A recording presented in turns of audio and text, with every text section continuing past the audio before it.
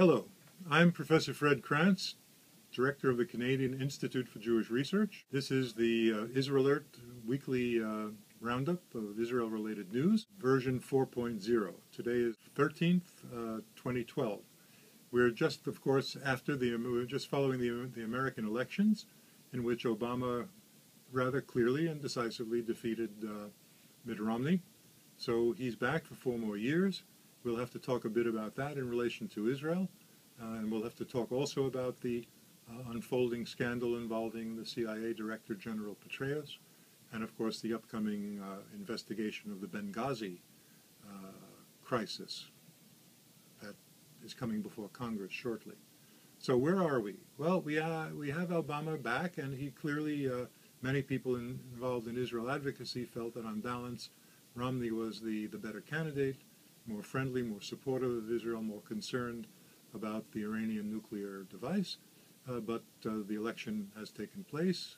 Vox Populi, Vox Dei, the voice of the people is the voice of God, and we have Mr. Obama with us again for 4 years. Israel confronts a major threat, ongoing one, with the Iranian nuclear weapon, which is scheduled to be ready at least one such a bomb within 6 to 10 months. That puts us into the spring in terms of a point at which they might have nuclear capability.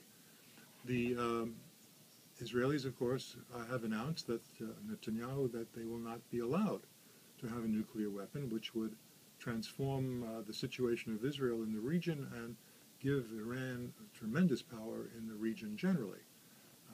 A genocidal regime which has stated publicly it is determined to destroy the Jewish state. Therefore, Israel is focused on this, and Netanyahu has announced an election for January 22nd, which I think is done in part to strengthen his hand. I think the calculation is that he will have an enlarged vote, a bigger base, which gives him more national support to deal with the Iranian problem. And that national support now is probably a good idea, given the continuation of the Obama administration in Washington, which, while supportive of Israel in a general sense, clearly has its own vision of what to do about Iran, much greater emphasis on the sanctions, on potential negotiation. The two policies are not synchronous. They are not clearly reinforcing. Again, of course, the problem Israel has on her 2 borders, the recent upsurge of rocket attacks from Gaza, supported by the Hamas regime there, increasing tension. Israel has struck back several times, and the latest information is an expectation that things may well get worse, and we may see a repeat of the war in Gaza of several years ago. At the same time, things seem to be heating up on the northern border with Syria. The sending of mortar shells into the Golan Heights in the last week, with Israel responding first with a guided missile, and a few days ago with tank rounds being sent against Syrian positions. It's the first time in over 30 years that there's been military conflict on the Golan, and that demonstrates the dangers of the Arab Spring and its negative development.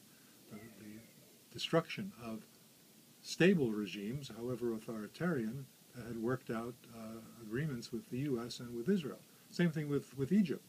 The Muslim Brothers, who came to power as a result of America abandoning Mubarak, they are not controlling the military carefully. They're not controlling the Sinai situation, which according to the Oslo Accords was to be maintained on a peaceful basis. There's been a lot of terrorism coming in from the Gaza Strip, moving into the Sinai, which is on the southern border of Israel.